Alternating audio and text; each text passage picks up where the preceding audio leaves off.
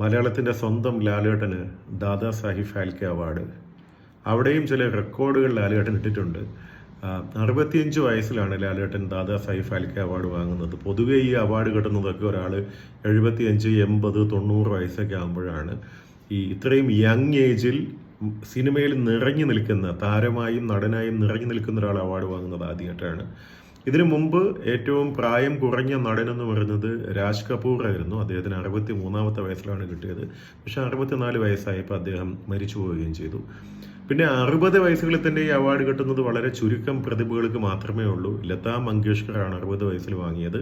63-ാമത്തെ വയസ്സിൽ സത്യജിത് റേ, 62-ാമത്തെ വയസ്സിൽ സംഗീത മാന്ത്രികനായ നൗഷാദ്, പിന്നെ 60-ാമത്തെ വയസ്സിൽ കനൻ ദേവി എന്ന നടി, പിന്നെ നമ്മുടെ മലയാളത്തിൻ്റെ സ്വന്തം അടൂർ ഗോപാലകൃഷ്ണൻ സാറും തൻ്റെ 63-ാമത്തെ വയസ്സിലാണ് 2004 ദാദാ സാഹിബ് ഫാൽക്കെ അവാർഡ് വാങ്ങുന്നത്. അപ്പോൾ വളരെ യങ് ഏജിൽ ഇന്ത്യയിലെ ഏറ്റവും പ്രസ്റ്റീജിയസ് ആയിട്ടുള്ളൊരു അവാർഡ് കരസ്ഥമാക്കി, ഏറ്റവും പ്രസ്റ്റീജിയസ് അവാർഡ് കരസ്ഥമാക്കിയിട്ട് ഇങ്ങനെ മുമ്പോട്ട് കുതിക്കുന്ന ലാലേട്ടന് എല്ലാ ഭാവുകങ്ങളും നേരുന്നു. ഇനിയും ഒരുപാട് പുരസ്കാരങ്ങളും നല്ല സിനിമകളുമായി അദ്ദേഹത്തിന് നമ്മളെ ആനന്ദിപ്പിക്കാനും ആഹ്ലാദിപ്പിക്കാനും ആഘോഷിപ്പിക്കാനും ആകട്ടെ. അഭിനന്ദനങ്ങൾ ലാലേട്ട.